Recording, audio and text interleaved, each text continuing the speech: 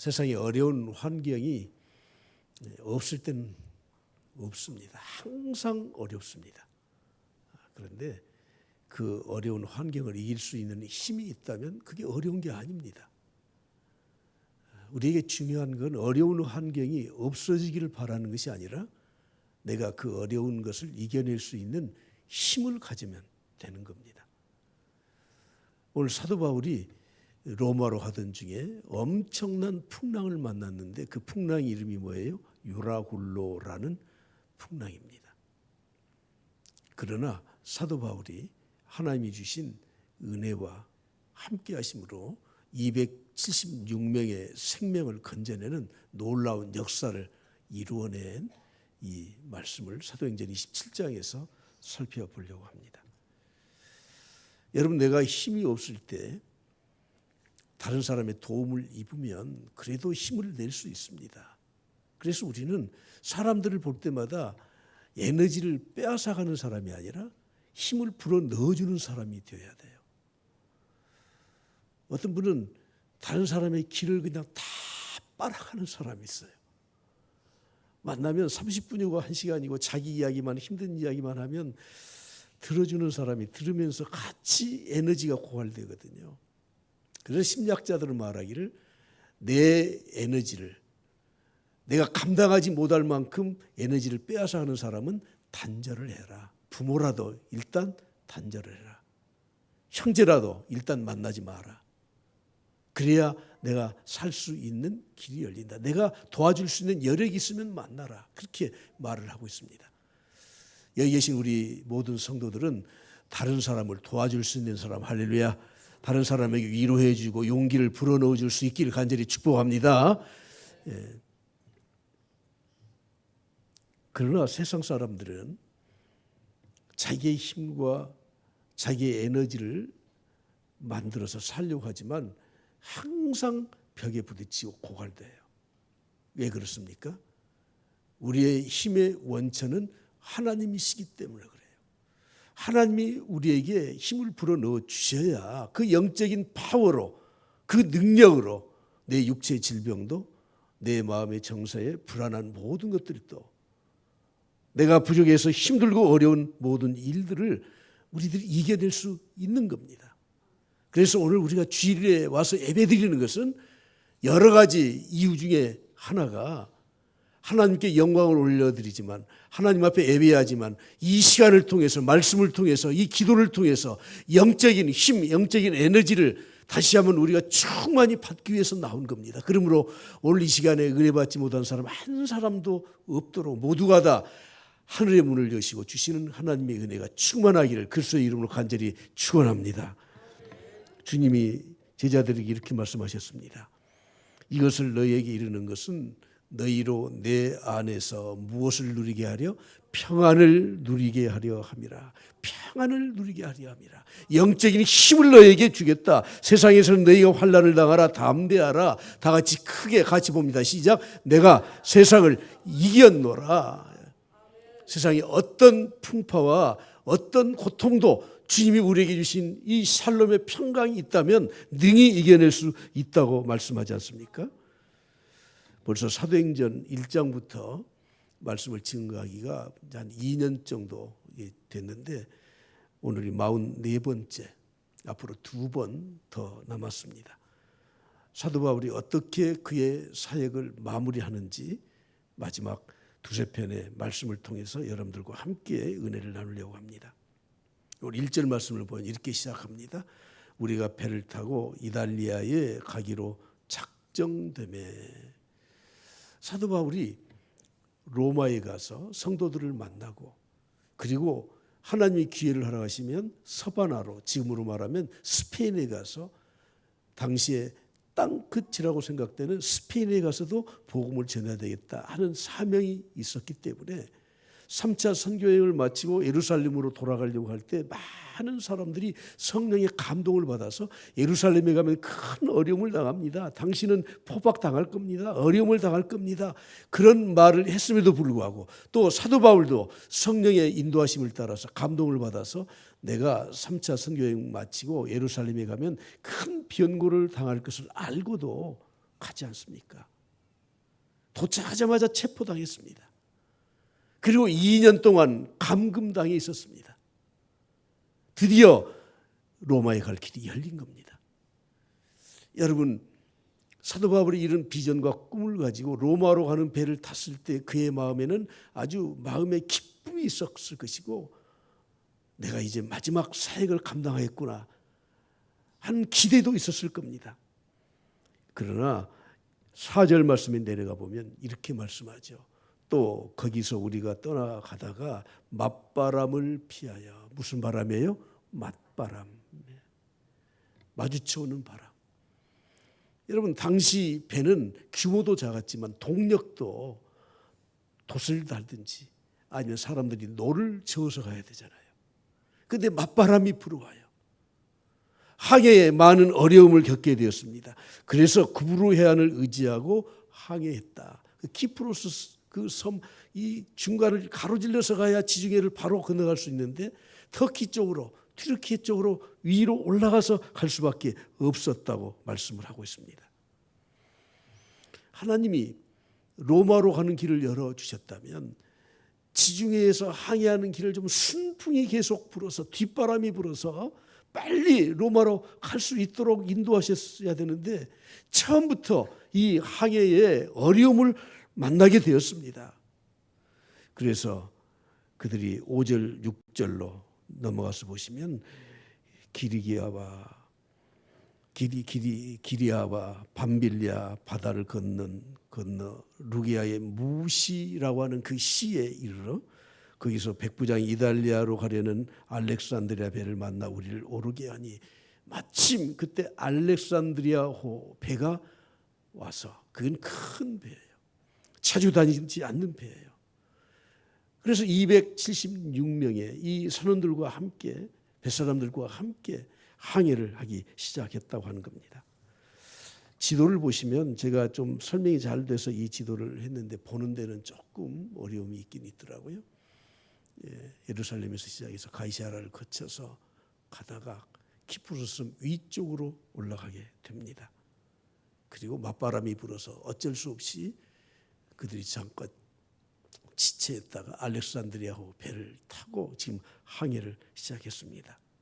그런데 그때 더 이상 갈 수 없는 환경이 부딪혔습니다. 12절 말씀을 보십시오. 그 항구가 겨울을 지내기 불편하므로, 그 항구는 미항이라고 하는 항구예요. 가운데 있는, 성경 구절만 보이네요. 그 가운데 있는, 그레데스의 가운데 있는 항구, 조그마한 항구에 다다랐습니다. 그런데 그 항구에서 겨울을 지내기가 불편해. 더 이상 이제 항해를 할 수가 없는 환경에 있었기 때문에, 그래서 베닉스라고 하는 그레데 항구의 중심 항구예요.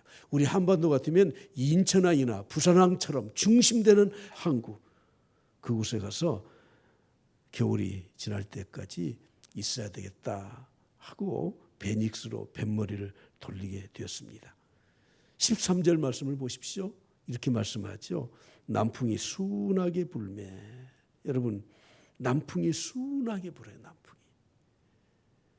항해라는 건 그렇습니다. 인생이라는 건 그렇습니다. 맞바람이 불어서 내 인생길을 가로막는 것처럼 보이다가 또 남풍이 순하게 불어서 순조롭게 항해할 수 있는 그런 여건이 되는 때가 있습니다.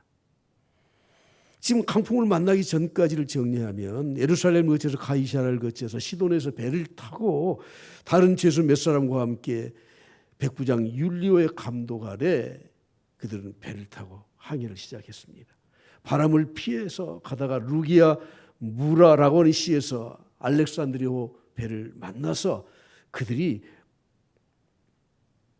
뱃머리를 지중해를 향해서 돌렸는데, 그때 바람이 심해서 조그마한 섬 미항이라는 곳에 며칠 머물렀습니다. 그곳에서는 겨울을 나기가 참 어려웠습니다. 276명이 그곳에서 겨울을 나기가 힘들었습니다. 그래서 바울이 만류했음에도 불구하고 그들은 조금만 가면 베닉스라고 하는 이 그레데 섬의 중심 항구에서 좀 쉬어가자. 마침 그때 순풍이 불었죠. 그래서 출항을 했던 겁니다. 그런데 느닷없이 광풍이 불어와요. 어떤 바람이라고요? 유라굴로라고 하는 광풍이 불어옵니다. 자, 오늘 본 말씀 14절을 다시 한번 다 같이 보겠습니다. 시작. 얼마 안 되어 섬 가운데로부터 유라굴로라는 광풍이 크게 일어나니 배가 밀려 바람을 맞추어 갈 수 없어 가는 대로 두고 쫓겨갔다가 가우다라는 작은 섬 아래로 지나 간신히 거루를 잡아 끌어올리고 줄을 가지고 선체를 둘러 감고 스루디스에 걸릴까 두려워하여 연장을 내리고 그냥 쫓겨가더니 우리가 풍랑으로 심히 애쓰다가 이튿날 사공들이 짐을 바다에 풀어버리고 사흘째 되던 날에 배의 기구를 그들의 손에서 내버리니라. 사흘 동안 사투를 하면서 지금 고통 중에 있었다고 하는 겁니다. 지중해 중심 부분에 들어가서 유라굴로라고 하는 이 광풍을 만났는데 이 광풍은 북동풍이라는 이름을 가지고 있는 죽음의 바람이었습니다. 우리로 말하면 태풍과 같은 허리케인과 같은 아주 심한 그런 바람이었던 겁니다. 미양에서 페닉스까지는 약 80km 정도 되는데 인천항에서 평택까지가 직선거리로 60km예요. 그러니까 여러분 우리 지도를 놓고 보면 인천항에서 평택항까지 가까운 거리예요. 얼마든지 갈 수 있는 거리라고 생각을 해서 그들이 출항을 했지만 그러나 유라굴로 광풍을 만나게 되었던 겁니다. 어쩔 수 없이 가우다라고 하는 작은 섬 근처로 배가 밀려가서 그곳에서 여러 날 그들은 고통을 당하고 있었던 겁니다. 그 고통당했던 모습을 우리가 보았지만 다시 한번 표준 세번역 성경을 보면서 자세하게 우리말로 한번 풀어서 보겠습니다. 다 같이 봅니다. 시작. 우리는 동풍에 몹시 시달리고 있었는데 다음 날 선원들이 짐을 바다에 내던지고 셋째 날에는 자기네들 스스로 배에 장비마저 내던져버렸다. 여러 날 동안 해도 별도 보지 않고 거센 바람만이 심하게 불었으므로 우리는 살아남으리라는 희망을 점점 잃었다. 3일 동안 사투를 벌였습니다. 배 안에 있는 거 다 내버렸습니다. 그래도 이 배는 멈출 줄 몰랐습니다. 그래서 그들은 우리는 이제 다 죽었다, 살아남으리라고 하는 희망을 다 저버렸었던 겁니다. 우리 성경 개역 개정 한글 성경에는 구원의 여망마저 없어졌더라. 구원의 여망, 남은 소망이 다 사라졌다. 그런 뜻입니다. 276명이 배를 타고 있었는데 구원의 여망이 다 사라졌습니다. 예상치 못한 이런 유라굴라 광풍의 바람을 만나서 그들은 살 소망이 끊어졌던 것입니다. 그런데 여러분 구원의 여망이 사라지고 살아남으리라는 희망이 다 없어졌음에도 불구하고 그들은 하나님을 찾지 않는다는 거예요. 참 이상하지 않습니까? 물론 종교적인 이유라고 생각합니까? 그럴 수도 있습니다. 그러나 이들은 하나님을 찾지 않았습니다. 전도서 7장 13절 이후에 보면 이렇게 말씀하죠. 하나님께서 행하신 일을 보라. 하나님이 굽게 하신 일. 지금 맞바람이 불어오고 그리고 유라굴로 광풍이 만난 것은 하나님이 굽게 하신 거예요. 하나님이 굽게 하신 것을 누가 능히 곧게 만들겠느냐. 14절에 보십시오. 두 가지를 우리에게 허락하셨습니다. 다 같이 봅니다. 형통한 날에는 기뻐하고, 여러분 형통한 날이 어떤 날입니까? 순풍이 부는 거예요. 환경이 좋은 거예요. 이대로만 가면 잘 될 것 같은 날이에요. 그때는 기뻐해라. 하나님께 감사해라. 찬양해라. 곤고한 날에는, 공고한 날이 어떤 날입니까? 맞바람이 불어오는 겁니다. 갑자기 몰아닥친 유라굴로와 같은 광풍이 불어오는 겁니다. 그때는 어떻게 하는 겁니까? 되돌아보라. 되돌아보라. 다시 한번 돌이켜봐라. 내 인생을 어떻게 살았는지 생각해봐라. 회개하라. 그런 뜻이에요. 이 두 가지를 하나님이 병행하게 하셨습니다. 병행하게 하셨어요. 여러분 병행해요. 지금 좋은 날 같지만 항상 어려운 일이 병행하고 있다는 거예요. 지금 어려운 일만 당한 것 같지만 좋은 날을 또 하나님은 병행해 두셨습니다. 근데 이 텀이 한 달도 안 돼서 뒤바뀌는 경우가 있지 않습니까? 사람이 잘 된 것 같아. 그런데 갑자기 곤두박질을 해. 건강한 것 같아. 갑자기 육신의 질병을 얻어서 건강을 상실해요. 하나님은 이 가지 두 가지를 항상 병행해 놓고 계신다는 겁니다. 사랑하는 성도 여러분, 오늘 유라굴로 광풍과 같은 어려움을 당하셨다면 우리는 되돌아봐야 됩니다. 할렐루야, 할렐루야. 이 찬송을 좀 같이 불러보려고 할 텐데요. 괴로울 때 주님의 얼굴을 보라. 괴로운 표정을 좀 연출하시면서 좀 하십시오. 괴로울 때 뭐 해라고요? 주님의 얼굴을 보라. 평화의 주님 바라보아라. 주님은 평화의 얼굴로 우리를 보고 계십니다. 예, 전주해 주시고요.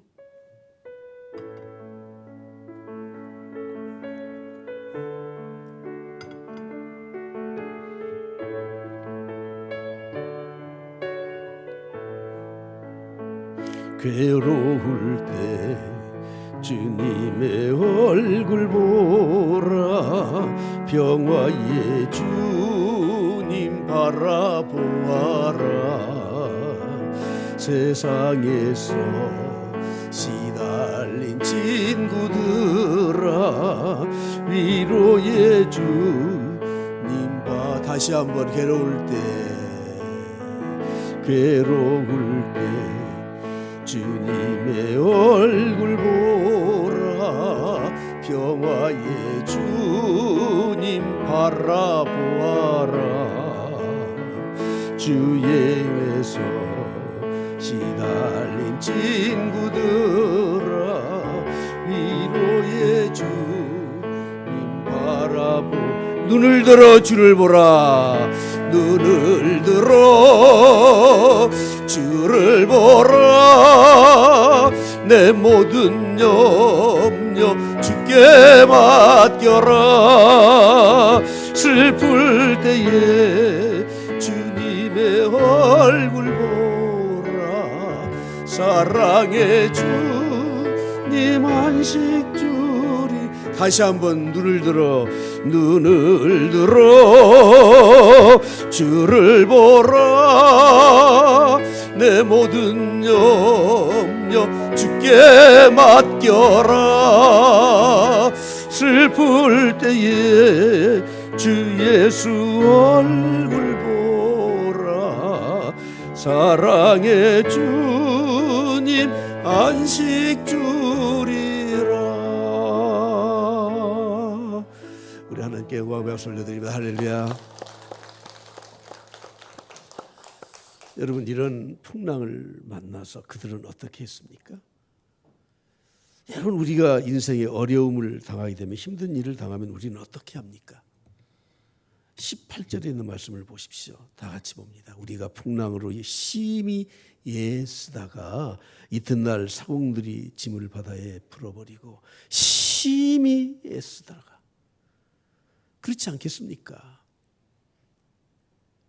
풍랑을 만나서 지금 생명이 위태로운데 모든 사람이 276명이 모두가 다 자기가 가지고 있는 짐들을 다 바다에 버리고 배를 가볍게 만들고 배에 있는 기구들을 밖에 던져서 모래톱에 이 배가 좀 정착할 수 있도록 그렇게 애를 썼어요. 애를 써. 여러분, 어려움을 당했는데 애쓰지 않는 사람은 낙천적인 게 아니라 이 머리가 없는 사람, 세상 사람들이 말하는 것처럼 비어있는 사람이에요. 생각이 비어있는 사람. 애써야 됩니다. 애써야 됩니다. 힘써야 됩니다. 할렐루야. 힘써야 되는데, 근데 이 심히 애썼다 하는 이 말은 수동형으로 되어 있어요. 심히 괴로움을 당했다 그런 뜻이에요. 외부에서 나를 괴롭혔다 그런 뜻이에요. 그 괴로움을 내가 당했다는 거예요. 살아보려고 몸부림을 쳤는데 심히 애썼다는 말은 심히 괴롭힘을 당했다는 그런 말입니다. 그러나 희망이 보입니까? 보이지 않습니다. 헛수고라는 거예요. 심히 애썼지만 헛수고라는 겁니다. 신약 성경에 보면 12년을 혈루증으로 앓던 여인이 있었습니다. 그 여인이 주님을 찾아왔습니다. 성경은 이렇게 말씀하고 있습니다. 12회를 혈루증으로 온 한 여자가 있는데 이 사람이 26절에 이렇게 말씀하죠.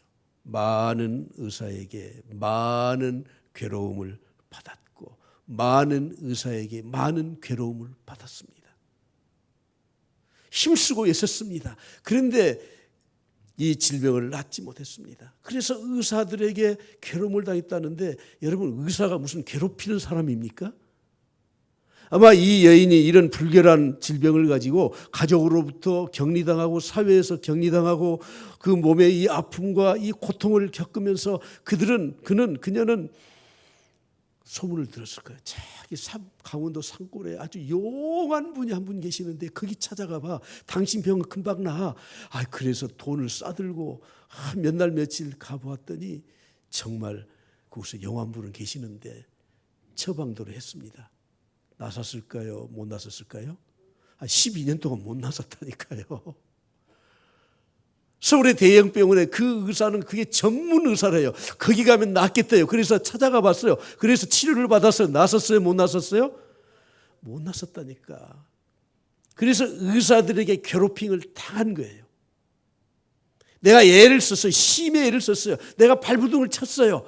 가진 거 다 버렸어요. 276명이 애를 써서 배를 어떻게든지 안착을 시키려고 했지만 그렇지 못했습니다. 괴롭힘을 당한 겁니다. 애쓴 겁니다. 여러분, 인생은 그런 것 아닙니까?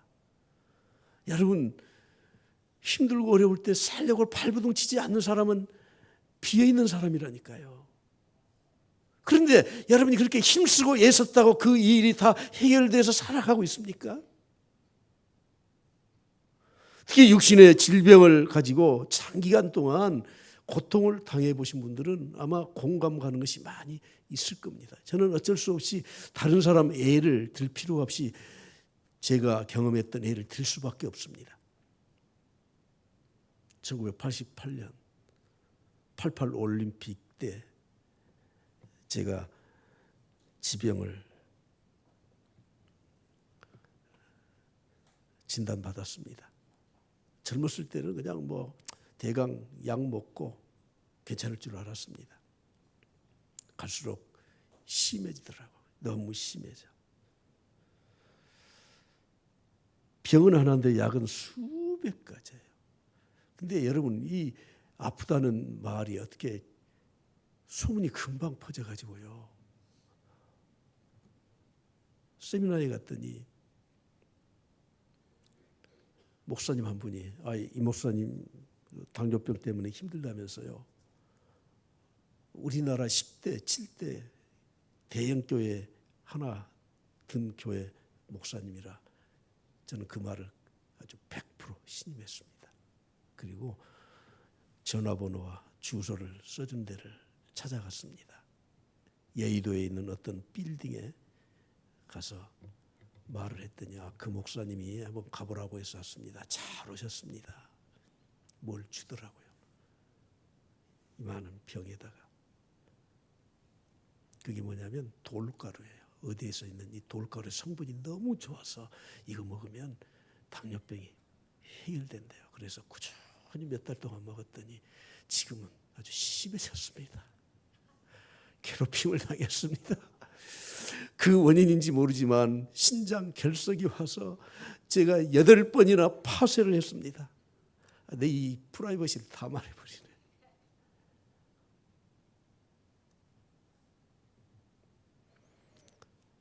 저를 가르쳤던 의사 목사님은 한의사 출신인데 광주에 행사에서 내려왔다가 이 목사 당뇨가 많다면서 한의사 하신 분이 저한테 처방을 내려줘요.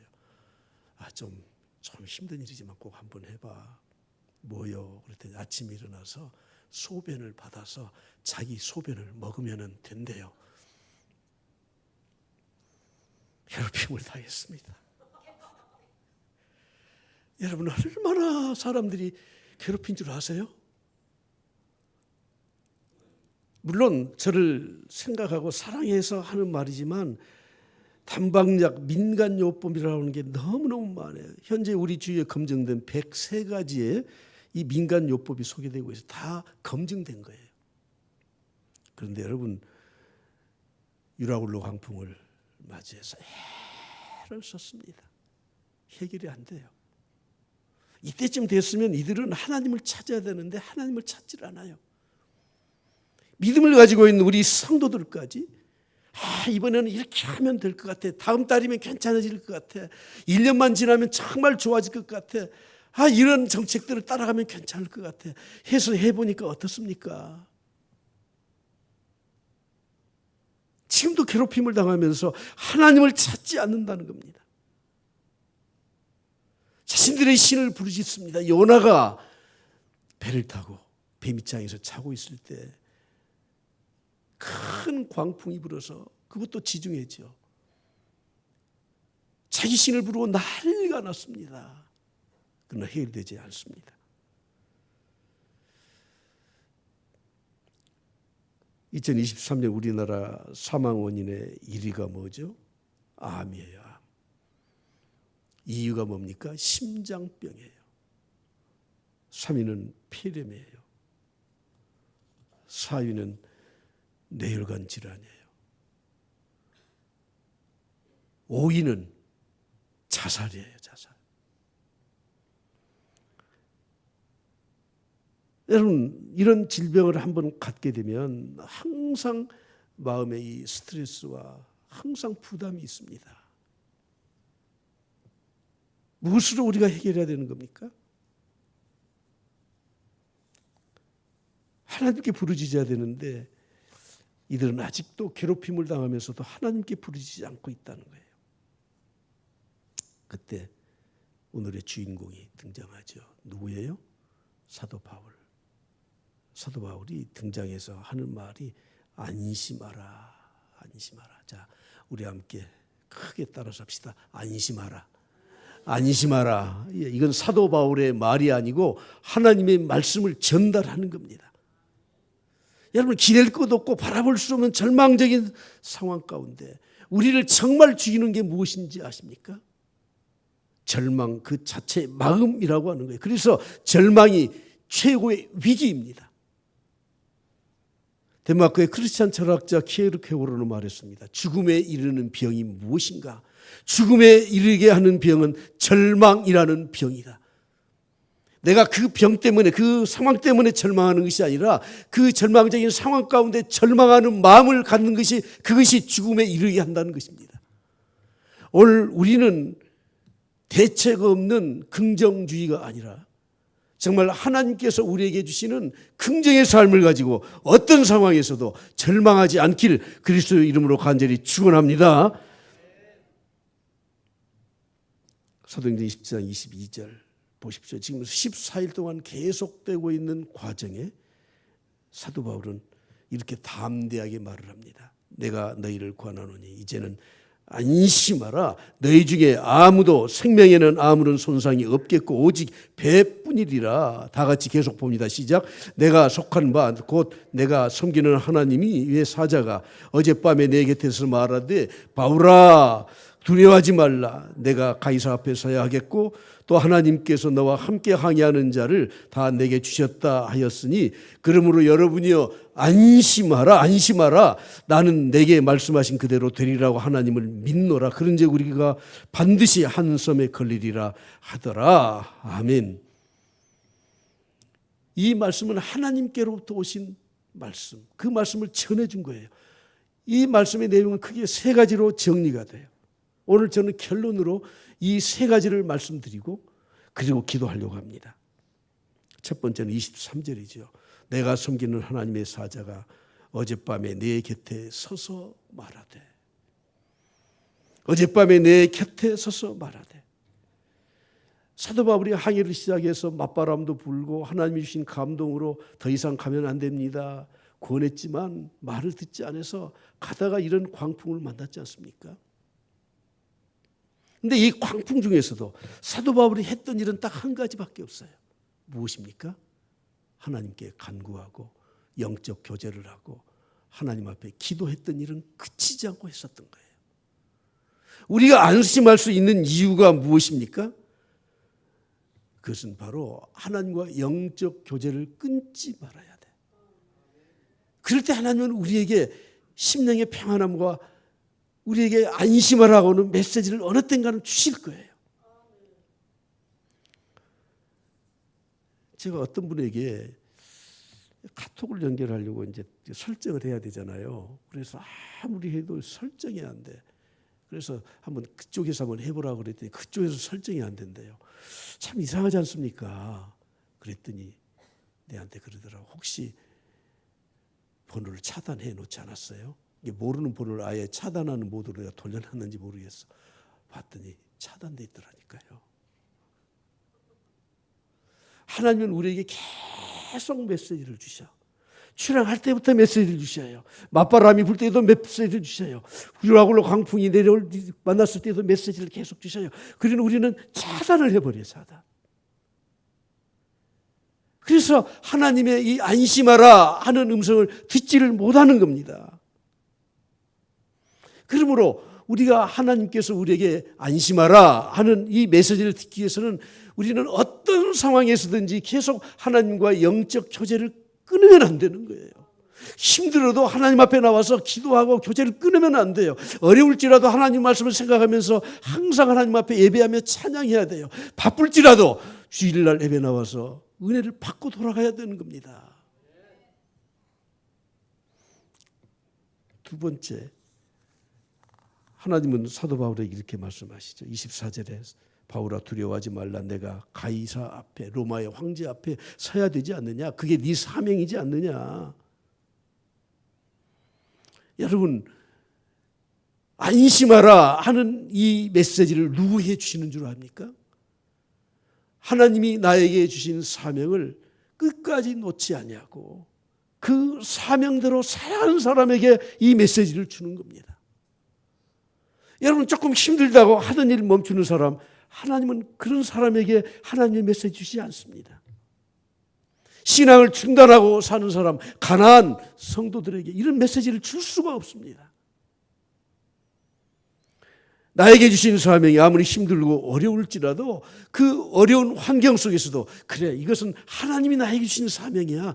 마지막까지 이 사명을 감당해야 돼 하는 사람에게만 이 메시지를 주시고 그리고 평강으로 인도하시고 살려주시고 로마에까지 인도하시는 줄 믿습니다. 리빙스턴은 아프리카에서 선교를 하면서 수많은 고통을 당하고 맹수에게 팔이 물려 뜯겨져서 외팔로 살아갔습니다. 사람들이 물었습니다. 선교사님 두렵지 않았습니까? 여러분 물어볼게요. 아프리카에서 전염병과 맹수들과 싸우면서 19세기에 지금부터 150년 전에 선교했던 리빙스턴이 무서웠겠어요? 안 무섭겠어요? 무서웠겠잖아요. 담대하게 말했습니다. 그렇죠. 무섭죠. 그러나 나는 무서워하지 않았습니다. 왜냐하면 하나님이 나에게 사명을 주셨다면 나를 죽이지 않을 것이라는 확신이 있었기 때문에 나는 무서웠지만 무섭지 않았습니다. 여러분들도 하나님이 우리에게 주신 이 사명을 감당하기 위해서 나가게 되면 절대 하나님 죽이시는 법이 없고 그 사명을 이룰 때까지 하나님 우리를 도와주실 줄로 믿습니다. 마지막 세 번째 25절에 이렇게 말씀합니다. 여러분이 안심하라. 나는 내게 말씀하신 그대로 되리라고 하나님을 믿노라. 하나님을 믿노라. 할렐루야. 하나님을 믿노라. 믿음이 있었다는 거예요. 어떤 믿음? 전능하신 하나님의 능력을 그는 믿었다는 것입니다. 무디신학교 교장을 지냈던 조지 스위팅 목사님은 말했습니다. 그 사람의 신앙의 깊이는 위기에 처했을 때 비로소 드러난다고 말을 했습니다. 오늘도 우리는 예배 드리면서 신앙을 고백했습니다. 어떻게 신앙 고백했습니까? 사도신경으로. 한번 해보실래요? 시작. 전능하사 됐습니다. 여기까지만. 전능하신 하나님을 고백했습니다. 안심하라. 하나님의 이 메시지를 누구에게 주신다고요? 예, 전능하신 하나님을 믿는 자에게만 이 메시지를 주는 거예요. 영적인 교제를 그치지 않는 사람. 사명을 감당하기 위해서 평생을 살아가는 사람. 그리고 전능하신 하나님을 확실히 믿는 사람에게는 하나님께서 평강을 주시고 어떤 환경에서도 그를 살려주시고 하나님이 인도하시는 아름다운 삶을 살아갈 수 있도록 인도하시는 줄 믿습니다. 존 웨슬리 목사는 실력 있는 탁월한 목사였습니다. 사명도 있었습니다. 그래서 대서양을 건너서 미국에 가서 부흥 집회를 하고 다시 영국으로 돌아가던 때 대서양의 엄청난 풍랑을 만났습니다. 모든 사람들이 난리가 났습니다. 그런데 한 그룹만 배 밑창에서 고요하게 찬송하고 기도하고 전혀 흔들리지 않는 믿음으로 있었던 것을 보고 깜짝 놀랐습니다. 그리고 그가 사바나 항구에 도착한 이후에 그의 조력자요 동반자였던 스펜겐베르크 목사에게 찾아가서 말을 했습니다. 참 내가 이상한 사람들을 보았다. 그 사람들은 어떤 풍랑에도 고요하게 그냥 찬송 부르고 기도하더라. 그랬더니 스펜겐베르크 목사가 존 웨슬리 목사님에게 이렇게 말했습니다. 당신은 성령께서 친히 당신이 하나님의 자녀임을 증거한다고 확신합니까? 대답했습니다. 그렇습니다. 또 물었습니다. 그러면 당신은 정말 예수 그리스도가 살아계심을 믿습니까? 그것도 대답했습니다. 예, 그렇습니다. 마지막으로 묻겠습니다. 그러면 당신은 당신 자신이 어떤 사람이라고 믿고 있습니까? 어떤 사람입니까? 친히 하나님의 자녀가 되었던 그 증거를 가지고 있고 예수 그리스도를 알고 있고 하나님의 능력을 간직하고 있는 사람이에요. 그렇다면 그 풍랑 가운데 그렇게 허겁지겁 두려워하고 떨고 우왕좌왕할 필요가 있겠느냐는 거예요. 그때 존 웨슬리 목사님은 깨닫고 성령 세례를 체험하고 그런 감리교를 창시를 하고 마지막까지 사명을 감당했었습니다. 사랑하는 성도 여러분, 인생은 살다 보면 맞바람도 불고 순풍도 불고 유라굴로 광풍과 같은 엄청난 인생의 큰 풍랑을 만나기도 합니다. 그럴 때 우리는 어떻게 해야 됩니까? 하나님 바라보면서 허겁지겁 살지 마시고 하나님 주신 은혜를 힘입어 살아갈 수 있기를 간절히 축복합니다. 어떤 사람에게 이런 은혜를 주십니까? 항상 영적 교제를 그치지 않는 사람. 자기의 사명이 있음을 깨닫고 그 사명을 위해서 초질관 변치 않고 나가는 사람. 그리고 전능하신 하나님을 믿고 확신하면서 사는 사람에게 이런 은혜를 주실 줄 믿습니다. 오늘 여러분들 힘든 상황 다 있으실 겁니다. 육체 질병이나 삶에 공고한 것이나 경제적인 고통이나 관계에서 오는 수많은 어려움들 당연히 하나님은 다 알고 계십니다. 우리는 그런 유라굴로 광풍과 같은 풍랑 속에서도 흔들림 없는 믿음으로 승리할 수 있길 그리스도로 간절히 축복합니다.